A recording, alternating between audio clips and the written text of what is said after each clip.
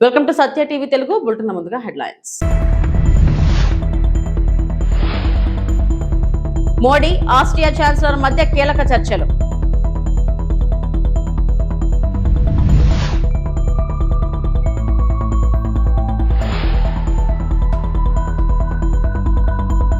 లోక్సభలో డిలిమిటేషన్ మహిళా రిజర్వేషన్ బిల్లులు విపక్షాల వ్యతిరేకత.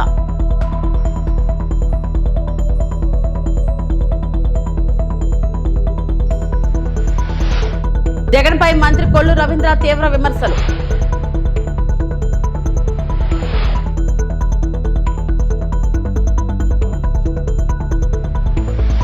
న్యూఢిల్లీలోని హైదరాబాద్ హౌస్ లో భారత ప్రధానమంత్రి Narendra Modi Austria chancellor Christian స్ట్రాకర్లతో ప్రతినిధి స్థాయి చర్చలు నిర్వహించారు. ఈ సమావేశంలో ద్వైపాక్షిక సంబంధాల బలోపేతం, వాణిజ్యం, పెట్టుబడులు, సాంకేతిక రంగాల్లో సహకారం వంటి అంశాలపై విస్తృతంగా చర్చించారు.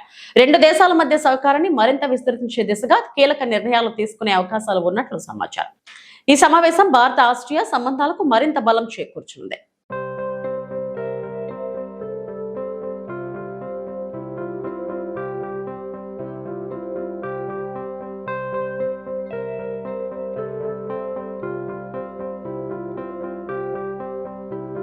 నియోజకవర్గాల పునర్విభజన డిలిమిటేషన్ బిల్లుపై ప్రతిపక్షాల నుంచి వ్యతిరేకత వెల్లువెత్తుతుంది. తమిళనాడు ముఖ్యమంత్రి ఎంకే స్టాలిన్ బిల్లు కాపీని తగలపెట్టారు. ఎన్నికల ప్రచారంలో భాగంగా స్టాలిన్ గురువారం నామక్కల్లో పర్యటించారు. ఈ సందర్భంగా డిలిమిటేషన్ కు వ్యతిరేకంగా నల్ల దుస్తులు ధరించి తన నిరసనను తెలిపారు. నల్ల జెండాను ఎగరవేసి బిల్లు కాపీని తగలబెట్టారు. ఈ క్రమంలో దీన్ని బ్లాక్ బిల్లుగా అభివర్ణించారు. மாநில அரசாங்கத்தின் உரிமையை பறிக்காது. தமிழ்நாடு போராடும், தமிழ்நாடு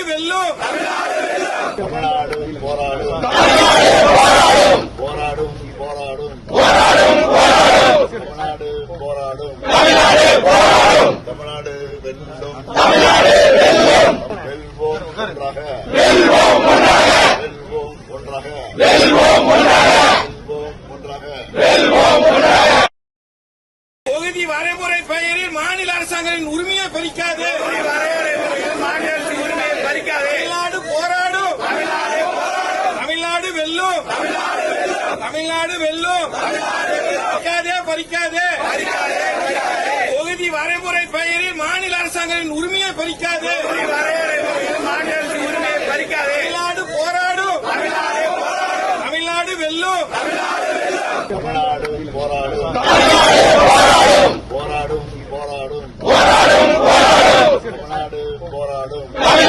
போராடும், தமிழ்நாடு வெல்லும், வெல்வோம் ஒன்றாக.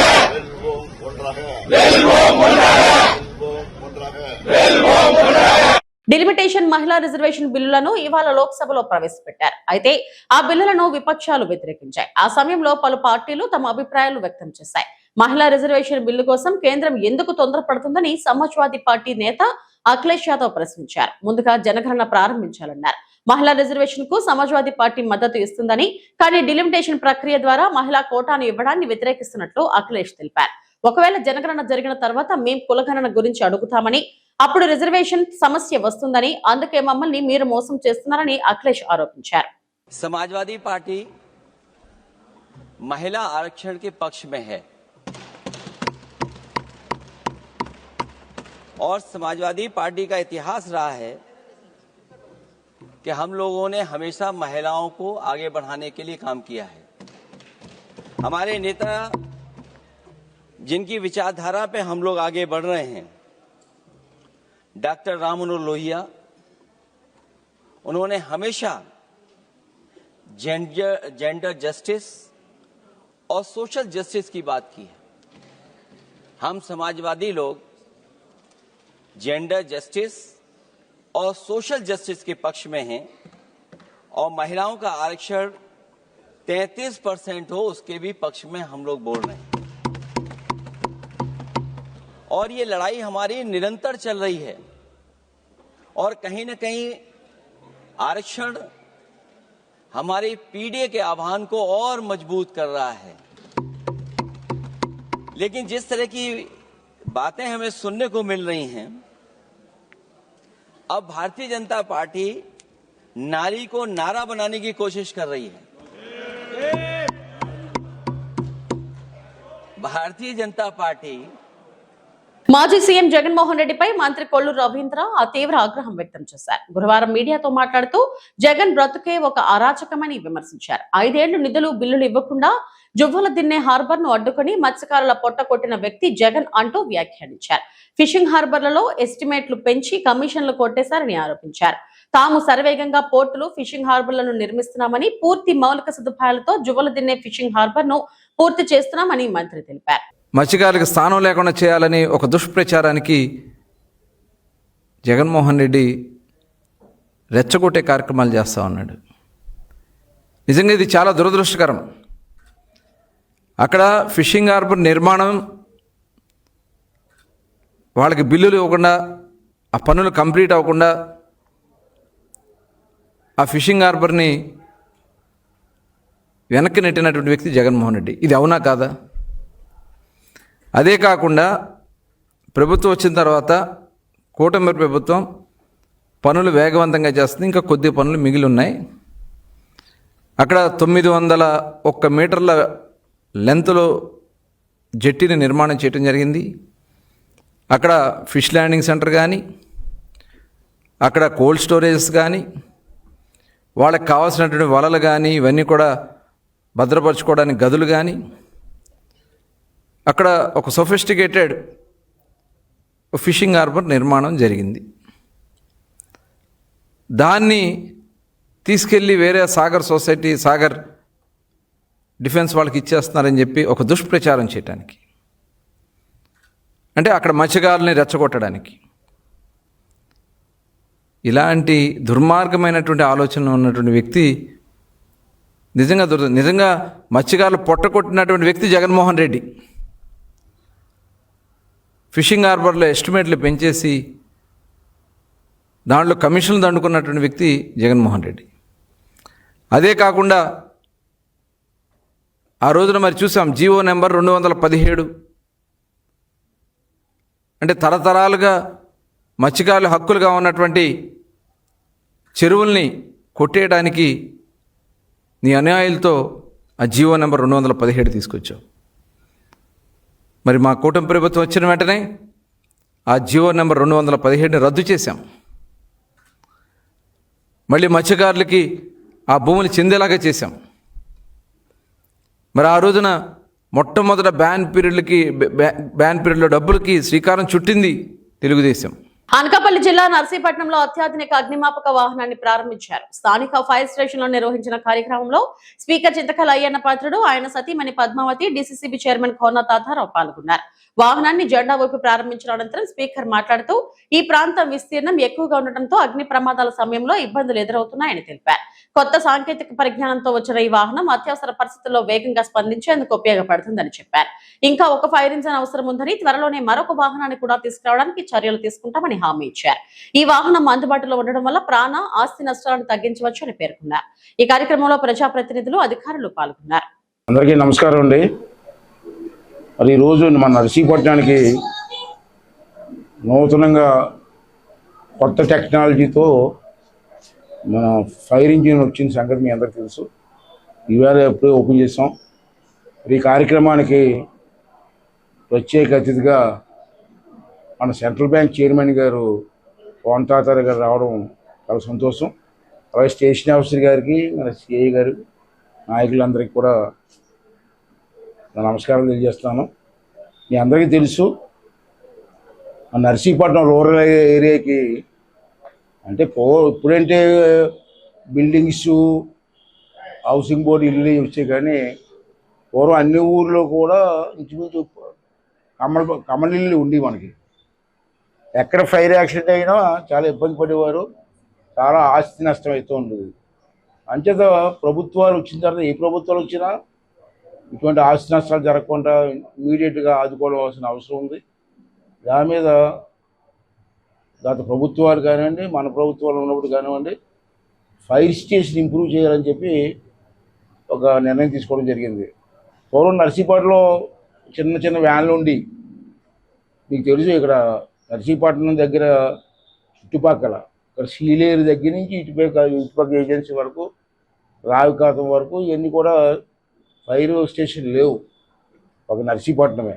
ఇప్పుడు దీని ప్రకారం చూస్తే ఈ ఒక్క స్టేషన్ నుంచి ఎక్కడ ఫైర్ యాక్సిడెంట్ అయినా 71 కిలోమీటర్ల డిస్టెన్స్లో ఎక్కడ అగ్ని ప్రమాదం జరిగినా నర్సీపట్నం స్టేషన్ నుంచి అటెండ్ అవ్వాల్సి వస్తుంది. ఇప్పుడు పాత బళ్ళు ఎన్నో ఉన్నాయి, అన్నీ కండెమ్ మీద అయిపోతుంటాయి, సర్వీస్ ఎక్కువ. అంచేత అప్పుడెప్పుడో నేను ఒకసారి లెటర్ రాశాను, ఒక అవసరం అని చెప్పి లెటర్ రాసినప్పుడు మరి ప్రభుత్వం వెంటనే స్పందించి కొత్త బండి కొత్త టెక్నాలజీతో వచ్చింది, చాలా సంతోషం. అయితే నేనేమంటానంటే మళ్ళీ ఒక ప్రభుత్వాన్ని దృష్టికి తీసుకెళ్ళి ఒక నిర్ణయం తీసుకున్నాను. ఇక్కడ 2 బళ్ళు ఉండాలి కంపల్సరీగా. ఇప్పుడు ప్రస్తుతం మన దగ్గర ఒకటే ఉంది, కొత్తగా వచ్చింది, ఇది కండెమ్ అయిపోద్ది. ఇంకా అందుకని ఎక్కువ దూరం వెళ్దాం, దగ్గరికి వెళ్ళాలి కానీ అంటే ఇది కండెమ్ చేసి కొత్త బండి తీసుకొస్తే బాగుంటుంది ఒక నిర్ణయానికి వచ్చాం. త్వరలోనే 2వ బండి కొత్త బండి తీసుకొస్తే. గుడివాడ ప్రభుత్వ ఆసుపత్రిపై సోషల్ మీడియాలో జరుగుతున్న ప్రచారంపై హాస్పిటల్ కమిటీ తీవ్రంగా స్పందించింది. గత కొన్ని రోజులుగా సైకిల్ స్టాండ్ ఏర్పాటుతో పాటు ఇతర సౌకర్యాలపై వాట్సాప్ వేదికగా కొందరు తప్పుడు కథనాలను సృష్టిస్తున్నారని కమిటీ సభ్యులు ఆవేదన వ్యక్తం చేశారు. ప్రభుత్వ సంస్థల ప్రతిష్టను దెబ్బతీసేలా వ్యవహరిస్తున్న గ్రూపులపై కఠిన చర్యలు తీసుకోవాలని వారు కోరుతున్నారు. విషయాన్ని DCHS గారి యొక్క అనుమతితో వాళ్ళ యొక్క ఆర్డర్ కాపీతోనే మనము ఇప్పుడు ఇవ్వటం జరిగినది. సో వాళ్ళు మార్నింగ్ వచ్చిన దగ్గర నుంచి కూడా వెహికల్ పెట్టి మళ్ళీ వెహికల్ వారు పని అంతా అయిపోయిన తర్వాత తీసుకువెళ్ళే వరకు కూడా 10 రూపాయలు మాత్రమే. ప్రతి 2 గంటలకి 10 రూపాయలు అనేది కాదండి. అలాగే దాన్ని వాళ్ళు అడ్వాన్స్గా కట్టి మనకి HDS-లో డిపాజిట్ చేస్తాము ఆ మనీని. అలాగే ఇప్పుడు ఈ వెహికల్కి వాళ్ళు ప్రైవేట్ కాంట్రాక్ట్స్ తీసుకుని వాళ్ళ వెహికల్కి జాగ్రత్తగా వాళ్ళకి మళ్ళీ అందజేయటం జరుగుతుంది. అలాగే వాళ్ళు మనకి ప్రతి నెల మినిమం అమౌంట్ ఇంతని మనకి హాస్పిటల్ HDSలో వాళ్ళు కట్టేస్తారు. ఆ మనీని అంతని హాస్పిటల్ డెవలప్మెంట్స్కే వాడటం జరుగుతుంది. ఇది ఏది చేసినా కూడా ప్రతిదీ రూల్స్ జీవో ప్రకారమే పైన అధికారుల యొక్క మద్దతుతోనూ అలాగే మన శాసనసభ్యుల వారి యొక్క మద్దతుతోనూ అన్నీ చక్కగా జరుగుతున్నాయండి. ఎందుకంటే ఇలా పెట్టడం వలన ఉపయోగం ఏంటంటే వాళ్ళ వెహికల్స్కి ఫుల్ సెక్యూరిటీ ఉంటుందండి. అలాగే మనకి ఆ వెహికల్స్కి ఎంతసేపు వాళ్ళ. అందరికీ నమస్కారం. Gudivada government hospital advisory board acting చైర్మన్గా ఉన్న నేను గుడివాడ జోన్స్ దయానందని. ఈ మధ్య తరచుగా హాస్పిటల్ మీద దురుద్దేశంతో వాట్సాప్ మీడియాలో ఎక్కువ దురుద్దేశంతో కూడిన కథనాలు వస్తున్నాయి. ఇవాళ పొద్దున కూడా హాస్పిటల్ యొక్క సైకిల్ స్టాండ్ మీద వాట్సాప్ గ్రూపులో ఒక విషయం విన్నాము. దాని మీద వివరణ ఇవ్వడానికి గాను హాస్పిటల్లో అడ్వైజరీ బోర్డు సూపరింటెండెంట్ గారు, RMO గారు, మెయిన్ స్టాఫ్ అంతా కూడా కూర్చొని ఒక వివరణ ఇద్దామన్న ఆలోచనలో ఉన్నాం. మేము అడ్వైజరీ బోర్డు కమిటీ ఫామ్ అయిన తర్వాత జరిగిన పరిణామాల్లో గుడివాడ హాస్పిటల్లో ఒక దాదాపు 6 బళ్ళు పోయినాయి. అది 1 టౌన్లో కంప్లైంటు, 2 టౌన్ కంప్లైంటు. సూపరింటెండెంట్ గారు మేము పర్సనల్గా CA గారితో మాట్లాడి DSP గారికి చెప్తే వాళ్ళు మేము ఎంతవరకు చూస్తున్నామండి, మీరు కూడా మీ యొక్క హాస్పిటల్ ఆవరణలో భద్రత కల్పించుకోవాలి మీరన్న విషయం దాని మీద గౌరవ శాసనసభ్యులు వెనుగండ్ల రాము గారిని అందరం వెళ్ళి కలవగా ఆయన యొక్క ఆదేశానుసారం గవర్నమెంట్ నామ్స్ ప్రకారం DCHS అంటే district coordinator for hospital services వారి యొక్క అనుమతితో అడ్వైజరీ బోర్డు తీర్మానంతో హాస్పిటల్ సైకిల్ స్టాండ్ యొక్క నిర్ణయం తీసుకుంటాం జరిగినది. వేరే బయట పర్సన్స్కి టెండర్ పిలువగా 2 వచ్చారు. 2లో ఒకళ్ళకి హాస్పిటల్లో సైకిల్ స్టాండ్ ఇవ్వడం జరిగినది. పొద్దున వాట్సాప్లో వచ్చిన విధంగా ప్రతి 2 గంటలకి 10 రూపాయలు తీసుకుంటూ అన్నారు అన్న వార్త వచ్చింది. అది పూర్తిగా అవాస్తవం. హాస్పిటల్కి పేషెంట్ తాలూకోళ్ళు కానీ పేషెంట్ కానీ తిరుమల శ్రీవారిని పలువురు ప్రముఖులు దర్శించుకున్నారు. ఏపీ ప్రారంభ విరామ దర్శన సమయంలో బ్యాడ్మింటన్ క్రీడాకారిణి పివి సింధు, ఏపీ మాజీ ప్రభుత్వ ప్రధాన కార్యదర్శి ఎల్వి సుబ్రహ్మణ్యం, ఆధ్యాత్మిక ప్రవచనకర్త చాగంటి కోటేశ్వరరావు స్వామివారి సేవలో పాల్గొన్నారు. దర్శనం అనంతరం నాంగనాకిల మండపంలో పండితులు వారికి ఆశీర్వచనం చేసి స్వామివారి తీర్థ ప్రసాదాలను అందజేశారు. అనంతరం మీడియాతో మాట్లాడిన చాగంటి కోటేశ్వరరావు, ప్రపంచవ్యాప్తంగా యుద్ధ వాతావరణం నెలకొంటే నారాయణుడి దయతో భారత్ ప్రశాంతంగా ఉందన్నారు.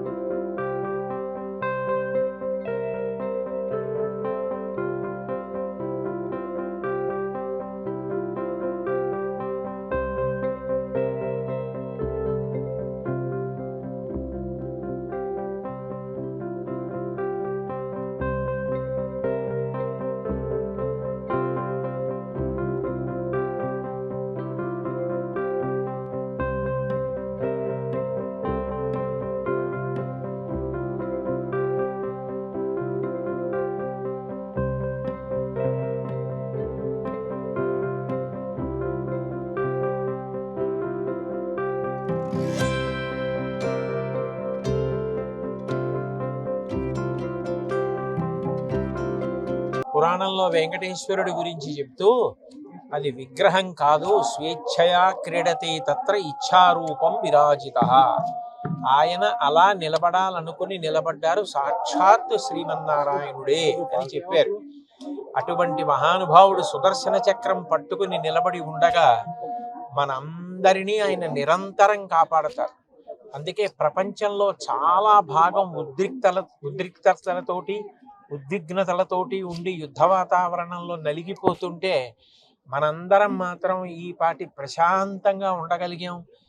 ఎక్కడ ఏ విధమైనటువంటి నష్టం జరగకుండా ప్రశాంతంగా మన పనులు మనం చేసుకోగలిగామంటే సర్వజగద్రక్షకుడైనటువంటి శ్రీమన్నారాయణుడు ఇక్కడ కొలువు ఉండడం, మనని కాపాడడం దానికి కారణం. కాబట్టి మనం చెయ్యగలిగింది ఆయన యందు భక్తితో ఆయన చెప్పినట్లు బ్రతికి ధార్మికంగా ఉండడమే మనం చెయ్యగలిగినటువంటి కర్తవ్యం. ఇవాళ స్వామివారి దర్శనం చేసుకుని ఎంతో సంతోషించి నమస్కారం చేసుకుని వచ్చాం. వైఎస్ఆర్ కాంగ్రెస్ పార్టీ ప్రధాన కార్యదర్శి పూడి శ్రీహరి అరెస్టును అనంతపురం మాజీ మేయర్ వసీం తీవ్రంగా ఖండించారు. మాజీ ముఖ్యమంత్రి వైఎస్ జగన్మోహన్ రెడ్డి వద్ద సిపిఆర్ఓగా పనిచేసిన పూడి శ్రీహరిని విజయవాడలోని ఆయన నివాసం వద్ద పోలీసులు చట్ట విరుద్ధంగా అదుపులోకి తీసుకున్నారని పేర్కొన్నారు. అరెస్టు సమయంలో సరైన చట్టపరమైన విధానాలు పాటించకుండా ఆయన మొబైల్ ఫోన్లు, ల్యాప్టాప్ ను స్వాధీనం చేసుకోవడం ఆందోళనకరమని ఆయన అన్నారు. ఆంధ్రప్రదేశ్ లో పోలీస్ వ్యవస్థను పాలకులు రాజకీయ ప్రయోజనాల కోసం వినియోగిస్తున్నారని, ప్రజాస్వామ్యాన్ని కాపాడాల్సిన ప్రభుత్వమే దానిని దెబ్బతీస్తుందని విమర్శించారు. రెడ్ బుక్ రాజ్యాంగం పేరుతో వైఎస్ఆర్ కాంగ్రెస్ పార్టీ నాయకులపై తప్పుడు కేసులు నమోదు చేస్తూ వేధింపులకు పాల్పడుతున్నారని ఆరోపించారు. పూడి శ్రీహరి అరెస్టు కూడా ఇదే ధోరణిలో జరిగిందని, మాజీ ముఖ్యమంత్రి వైఎస్ జగన్మోహన్ రెడ్డి గారి నెల్లూరు జిల్లా జువ్వెలదిన్నె ఫిషింగ్ హార్బర్ పర్యటన నుంచి ప్రజల దృష్టిని మళ్లించేందుకు పాలక పార్టీ తీసుకున్న చర్యగా అభివర్ణించారు. గతంలో జగన్మోహన్ రెడ్డి గారికి చీఫ్ పబ్లిక్ రిలేషన్స్ ఆఫీసర్గా కూడా పనిచేసిన వ్యక్తి పూడి శ్రీహరి గారిని ఏ విధంగా అక్రమ అరెస్ట్ చేసిన విషయం కూడా యావత్ రాష్ట్రం కూడా నిన్న చూడడం జరిగింది. నిన్నటి రోజున శ్రీహరి గారు జగన్మోహన్ రెడ్డి గారికి ఆయన నివాసంకి వెళ్ళి కలిసి వాపసు మరి ఇతని ఇంటికి వెళ్తున్న సమయంలో పోలీసులు మఫ్టీలో వచ్చి ఆయన కార్ని ఆపి అక్కడ ఉన్నట్టు ఆయన కారులోంచి బయటికి బలవంతంగా తీసుకెళ్ళి పోలీసు వాళ్ళ కార్లోకి తీసుకెళ్ళే విషయం కూడా మనం అందరూ కూడా ఒకసారి గమనించాం. అతనితో పాటు ఇంకో వ్యక్తి ఉన్నారు, అతన్ని కూడా బెదిరించి ఇతన్ని తీసుకుని వెళ్ళిన విషయం కూడా మనం చూసాం. ఇతను తీసుకుని వెళ్ళడమే కాకుండా మరి కొంతమంది పోలీసులు శ్రీహరి వారి ఇంటికి వెళ్ళి ఇంట్లో సోదాలు చేసిన విషయం కూడా మనం కూడా ఒకసారి గమనించాం. కుటుంబ సభ్యులందరూ కూడా ఎక్కడ తీసుకెళ్లారు, ఎందుకు తీసుకెళ్లారంటే కన్నా ఏం చెప్పకపోవడం కూడా ఏ విధమైన రాజ్యాంగం వీళ్ళు నడిపిస్తున్న విషయం కూడా ప్రజలందరూ కూడా ఒకసారి గమనించాల. కేవలం కక్ష సాధింపుతో వైఎస్ఆర్సీపీ నాయకులు ఎవరైతే వైఎస్ జగన్మోహన్ రెడ్డి గారికి దగ్గరగా ఉన్నారో, ఎవరైతే కూటమి నాయకులు కూటమి ప్రభుత్వానికి సంబంధించి వారి తప్పుల్ని ఎత్తి చూపిస్తుంటే వాళ్ళని అప్పటికప్పుడు ప్రశ్నిస్తుంటే వాళ్ళని టార్గెట్ చేస్తూ ఖచ్చితంగా ఈరోజు వాళ్ళని ఇబ్బంది పెట్టాలని చెప్పేసి ఈరోజు కేసులు అక్రమ అరెస్టులు చేస్తున్న విషయం కూడా అందరూ గమనించాలి. అసలు పోలీస్ వ్యవస్థ ఉందా లేదా అని కూడా అనుమానం కలుగుతుంది ఈరోజు. అసలు పోలీస్ అనేవారు న్యాయం వైపు ఉండాలి. కేవలం వాళ్ళు కూటమి ప్రభుత్వానికి చూసుకొని ఏ విధంగా కూటమి నాయకులు చెప్తున్నారో ఆ విధంగా ముందుకు పోతున్న విషయం కూడా ప్రజలందరూ కూడా ఒకసారి గమనించాలని తెలియజేస్తున్నాను. అదేవిధంగా నిన్నటి రోజున జగన్మోహన్ రెడ్డి గారు నెల్లూరు జిల్లా జువెల్దిన్నాకి షిప్పింగ్ హార్బర్కి సంబంధించి అక్కడ అన్యాయాలకు గురవుతున్నారని చెప్పేసి కూడా అక్కడ వెళ్ళడం జరిగింది. ఎక్కడైతే ఆయన వెళ్తారో జనం ఏ విధంగా వస్తున్నారో, జనసముద్రం ఏ విధంగా ఉందో కూడా ప్రజలందరికీ తెలుసు. వేసవి దృష్ట్యా అగ్ని ప్రమాదాలు సంభవించకుండా తీసుకోవాల్సిన జాగ్రత్తలపై అవగాహన కల్పిస్తూ అగ్నిమాపక వారోత్సవాలు అనంతపురం పట్టణంలో జరుగుతున్నాయి. అనంతపురం పట్టణంలో నిర్వహించిన వారోత్సవాల్లో అగ్ని ప్రమాదాలు సంభవించినప్పుడు తీసుకోవాల్సిన జాగ్రత్తలపై పాఠశాల విద్యార్థులకు, అపార్ట్మెంట్లలో నివసిస్తున్న ప్రజలకు అవగాహన కల్పిస్తున్నారు. అపార్ట్మెంట్లలో అగ్ని ప్రమాదాలు జరిగినప్పుడు ఎలాంటి చర్యలు తీసుకోవాలి అని కళ్ళకు కట్టినట్లు చేసి చూపించారు. అలాగే వంట, ఇంట్లో గ్యాస్ లీక్ అయినప్పుడు జరిగే ప్రమాదాల నుంచి తీసుకోవాల్సిన జాగ్రత్తలను అగ్నిమాపక శాఖ సిబ్బంది వివరించారు. అనంతపురం పట్టణ ప్రజలకి అనంతపురం అగ్నిమాపక శాఖ తరపున శుభాభివందనాలు తెలియజేసుకుంటూ ఏప్రిల్ 14th నుండి 20th వరకు అగ్నిమాపక వారోత్సవాల్లో భాగంగా ఈరోజు అపార్ట్మెంట్స్లో, రాష్ట్ర వ్యాప్తంగా అపార్ట్మెంట్స్లో చేస్తున్నారు. అందులో భాగంగా అనంతపురంలో కూడా మనకి ఈ పద్మావతి ఎన్క్లేవ్ అని చెప్పేసి, తర్వాత ఈ పక్క అపార్ట్మెంట్లు, వీళ్ళందరూ కలిసి ఇక్కడ ప్రజలంతా వచ్చినారు. వీళ్ళకి వంట చేసేటప్పుడు ఏమేం పొరపాట్లు చేస్తారు, లేదా ఎలక్ట్రికల్ సేఫ్టీ ఎక్విప్మెంట్ని ఎలా డీల్ చేసేటప్పుడు చేసే పొరపాట్లు ఏంటి, వీటి పట్ల అవగాహన కల్పించడానికి ఈరోజు అనంతపురం అగ్నిమాపక కేంద్ర సిబ్బంది, అధికారి అందరూ వచ్చి ఇక్కడ అవేర్నెస్ కల్పించడం జరిగింది. ఇక్కడ వంట చేసేటప్పుడు ముఖ్యంగా ఈ యొక్క గ్యాస్ సిలిండర్ని ఎక్కడ ప్లేస్ చేసుకోవాలి, గ్యాస్ లీక్ అయినప్పుడు ఏం చేయాలి, గ్యాస్ ఒకవేళ లీక్ అయినప్పుడు ఎక్కడ ఎలక్ట్రికల్ లైట్లు ఆఫ్ చేయాలా, ఆఫ్ చేయాలా, లేదా డోర్స్ ఓపెన్ చేయడము, విండోస్ ఓపెన్ చేయడము, అదేవిధంగా ఎటువంటి స్విచ్ ఆపరేషన్లు చేయకుండా ఉండడము, ఇటువంటి కార్యక్రమాలన్నింటినీ కూడా వీళ్ళకి విశదీకరించి ప్రాక్టికల్గా వాళ్ళతో కూడా చేపించి అవగాహన కల్పించడం జరుగుతుంది.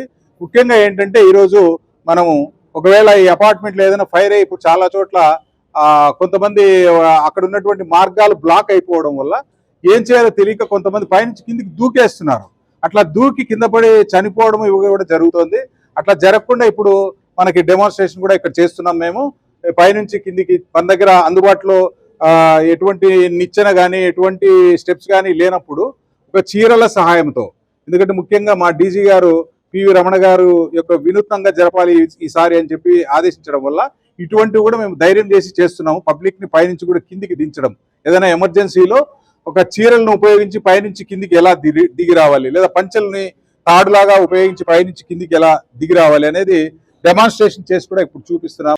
ఆంధ్రప్రదేశ్ తీర ప్రాంతంలో సాగర్ కవచ్ ఎక్సర్సైజ్ విజయవంతంగా ముగిసింది. మెరైన్ పోలీసులు, కోస్ట్ గార్డ్, నేవీ ఆధ్వర్యంలో ఏప్రిల్ 14, 15 తేదీల్లో 2 రోజుల పాటు ఈ విన్యాసాలు నిర్వహించారు. శ్రీకాకుళం జిల్లా బారువ నుంచి శ్రీహరికోట వరకు సుమారు 1054 కిలోమీటర్ల తీరేఖలో ఈ ఎక్సర్సైజ్ జరిగింది. దాదాపు 1750 మంది పోలీస్ అధికారులు, సిబ్బంది ఇందులో పాల్గొన్నారు. ఐజీపీ గోపీనాథ్ జెట్టి పర్యవేక్షణలో ఈ కార్యక్రమం నిర్వహించారు. సాగర్ తీర భద్రతలో ఉన్న లోపాలను గుర్తించి బలోపేతం చేయడమే ఈ విన్యాసాల ముఖ్య ఉద్దేశం. ఈ సందర్భంగా 14 ప్రాంతాల్లో చొరబాటు ప్రయత్నాలు చేసిన రెడ్ ఫోర్స్ ను బ్లూ ఫోర్స్ సమర్థంగా అడ్డుకొని 30 మందిని అదుపులోకి తీసుకున్నారు. 2 రోజుల పాటు సాగిన ఈ ఎక్సర్సైజ్ విజయవంతంగా పూర్తయింది.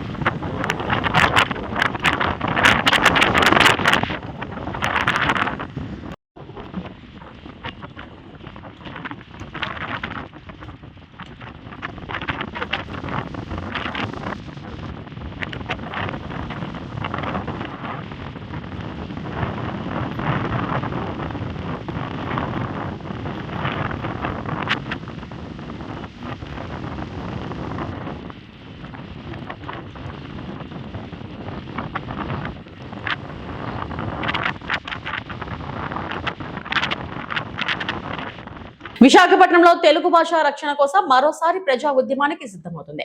తెలుగు దండు గురువారం జరిగిన విలేకరుల సమావేశంలో సంస్థ అధ్యక్షుడు పరవస్తు సూరి మాట్లాడుతూ మాతృభాష అభివృద్ధిపై ప్రభుత్వం మాటలు మాత్రమే చెబుతుందని విమర్శించారు. ఈ నెల 19న విశాఖపట్నం పౌర గ్రంథాలయంలో మాతృభాష అభివృద్ధికి మార్గమేమి అనే అంశంపై చర్చా కార్యక్రమం నిర్వహించినట్లు తెలిపారు. ఈ కార్యక్రమంలో కవులు, కళాకారులు, సాహితీవేత్తలు, భాషాభిమానులు పెద్ద సంఖ్యలో పాల్గొని తమ సూచనలు ఇవ్వనున్నట్లు చెప్పారు. పలువురు ప్రముఖులు గౌరవ అతిథులుగా హాజరు కానున్నారని వెల్లడించారు. మాతృభాష మనుగడ కోసం భవిష్యత్ కార్యాచరణను నిర్ణయించి ప్రజా ఉద్యమాన్ని మరింత బలోపేతం చేస్తామని తెలిపారు. ఈ కార్యక్రమంలో భాషాభిమానులు అధిక సంఖ్యలో పాల్గొనాలని పిలుపునిచ్చారు. మన తెలుగుదండు ఆధ్వర్యంలో మనం ఈ నెల 19వ తేదీ అంటే వచ్చే ఆదివారం మన విశాఖ పౌర గ్రంథాలయంలో మాతృభాషాభివృద్ధికి మార్గమేమి అంటూ మన తెలుగు భాష రక్షణ కోసం ఒక చర్చా వేదికను ఏర్పాటు చేశాం. కారణం ఏంటి అంటే మన కూటమి ప్రభుత్వం ఏర్పడి 2 ఏళ్ళు అయినప్పటికీ తెలుగు భాష రక్షణ గురించి తీయగా కబుర్లు చెప్తుందే కానీ ఆ రక్షణ చర్యలు మాత్రం చేపట్టడం లేదు. కాబట్టి మరొకసారి ప్రజా ఉద్యమానికి శ్రీకారం చుడుతూ దానికి ఆలంబనగా రేపు ఆ వేదిక మీద మన కవులు, కళాకారులు, భాషాభిమానులు అందరూ కూడా సూచనలు, సలహాలు ఇస్తారు. వారి యొక్క సూచనలు, సలహాల మేరకు మనం భవిష్యత్తు కార్యాచరణ ప్రణాళికను ఆ వేదిక నుండి సిద్ధం చేసుకుని రాష్ట్ర వ్యాప్త పర్యటన చేపడతాం. ఒక దీక్షా కార్యక్రమాన్ని 1,00,000 సభ్యత్వాలతోటి, 1,00,000 గొంతులతోటి తెలుగు తల్లి ఆర్తిని కూటమి ప్రభుత్వానికి వినిపించడానికి తెలుగుదండు సిద్ధమవుతుంది. కాబట్టి తెలుగు వారందరూ ఈ కార్యక్రమంలో పాల్గొని మీ సూచనలు, సలహాలను అందించవలసిందిగా ప్రార్థిస్తున్నాం. అనకాపల్లి జిల్లా నర్సీపట్నంలో సృష్టి క్షేత్ర నిర్మాణానికి విఘ్నాలు తొలగాలని కోరుతూ ప్రత్యేక పూజలు నిర్వహించారు. పెద్ద చెరువు వద్ద నిర్మించనున్న 108 అడుగుల శివపార్వతుల విగ్రహాల నిర్మాణం సాఫీగా సాగాలని స్థానిక అయ్యప్ప స్వామి ఆలయంలో భక్తులు ప్రార్థనలు చేశారు. శాసనసభ స్పీకర్ చింతకల అయ్యన్న పాత్రుడు సంకల్పంతో ఈ ప్రాజెక్ట్ ప్రారంభమైంది. ఈ సందర్భంగా భక్తులు పాలాభిషేకాలు, ప్రత్యేక అర్చనలు నిర్వహించారు. నిర్మాణానికి ఎదురవుతున్న ఆటంకాలు తొలగాలని ఆలయ కమిటీ సభ్యులు ఆకాంక్షించారు. సృష్టి క్షేత్రం పూర్తయితే నర్సీపట్నం పర్యాటకంగా అభివృద్ధి చెందుతుందని వారు అభిప్రాయపడ్డారు. ఈ కార్యక్రమంలో ఆలయ కమిటీ సభ్యులు, రాజకీయ నాయకులు, భక్తులు పెద్ద సంఖ్యలో పాల్గొన్నారు. మనం చూస్తున్నాం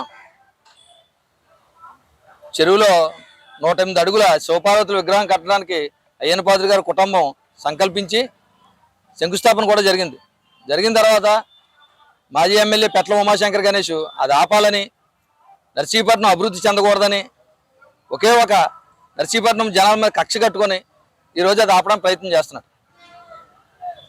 నేను ఏమంటానంటే ఈయన నర్సీపట్నం ప్రజల మీద, నీకు ఇంతకుముందు కూడా చెప్పాను, నర్సీపట్నం ప్రజల మీద ఎటువంటి ఆపేక్ష కానీ, ప్రేమ కానీ, అభిమానం కానీ ఆయనకి లేదు. పూర్వం ద్వారకలోని ముసలం పుట్టిందంట ప్రజల నాశనానికి. అలా నర్సీపట్నం వినాశనానికి పెట్ల గణేష్ నర్సీపట్నం వచ్చాడని ఈ సందర్భంగా నేను చెప్తున్నాను. అది జరిగిన అతను ప్రభుత్వంలో ఉన్నప్పుడు జరిగిన కార్యక్రమాలు కూడా ఇప్పుడు గుర్తు చేసుకోవాల్సిన అవసరం ఉంది. గతంలో ఇదే అయ్యప్ప స్వామి గుడిని అతనికి దేవుడి మీద భక్తి లేదని చెప్పడం కోసం ఏదో కొత్తగా మతం తీసుకున్నాడు, బొట్లు ఎక్కువ పెట్టాడని చెప్పేసి మన శివాలయం దగ్గరికి వెళ్ళి ఎక్కడ బలిగట్టం శివాలయం దగ్గరికి వెళ్ళి పెద్ద అడవాడు చేస్తున్నాడు. ఏమని ఇక్కడ కట్టండి అని. ఇక్కడ కట్టాలో ఎక్కడ కట్టాలో అయ్యన్న పాత్రుడు గారి కుటుంబానికి తెలుసు, అధికారులకి తెలుసు. నిపుణులు వచ్చారు నర్సీపట్నం, నీకు తెలియదు కావాలా.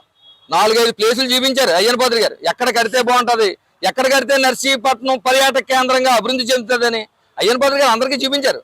అందరికీ చూపిస్తే అక్కడ అందరూ కలిపి అక్కడ నిర్ధారించారు పెద్దలు కూడా, ఇక్కడైతే బాగుంటుందండి, పంచభూతాలు ఇక్కడ ఉన్నట్టు ఉంటాయి, గాలి, నిప్పు, నీరు, ఆకాశం అన్ని కూడా ఇక్కడ కలిసినట్టు ఉంటాయి, సూర్యోదయం కూడా బాగుంటుంది ఇక్కడ కడితే పర్యాటక కేంద్రంగా నర్సీపట్నం అభివృద్ధి అవుతుందని ఆలోచించి అక్కడ నిర్ణయించారు. ఇదేంటే నువ్వేంటంటే నర్సీపట్నం ఎప్పుడైతే తట్టుకున్నావో నీకు అరాకొరాగా ఉన్న ఇల్లు పూర్తిగా సంక్రాంతిపోయింది నర్సీపట్నం నియోజకవర్గంలో. దాన్ని కప్పిపుచ్చుకోవడానికి నేను కట్టొద్దని అనలేదు, ఇక్కడ కట్టండి అని చెప్తున్నావు. నేను చెప్తాను ధనుడు ఏదో పెద్ద చెరువు పక్కన కట్టేయండి అలాగని చెప్పేసి చిన్న చీ అంటారు. ఇలాంటి తప్పుడు సమాచారం ప్రజలకు ఇవ్వడానికి చూడకు. నర్సీపట్నం ప్రజలకు అందరికీ తెలుసు నీ గురించి, నీ క్యారెక్టర్ గురించి. నీకు దేవుడు అంటే భక్తి లేదు, అది ఫస్ట్ ఆఫ్ ఆల్ అందరికీ తెలుసు. ఇదే అయ్యప్ప స్వామి గుడి కూల్చేయడానికి ప్రయత్నం చేసాం నీ ప్రభుత్వంలో. మేము టైం అడిగాం, ప్రాణప్రతిష్ఠ చేసే అమ్మవారిని మార్చాలంటే బోల్డ్ కార్యక్రమాలు చేయాలి, మేము సిద్ధాంతాలను తీసుకొస్తాం, కంగారు పడండి అంటే నేను టైం అవును కూల్చేస్తానని. ఇవి ఇప్పటి వరకు బోల్డ్ అప్డేట్స్. నమస్తే.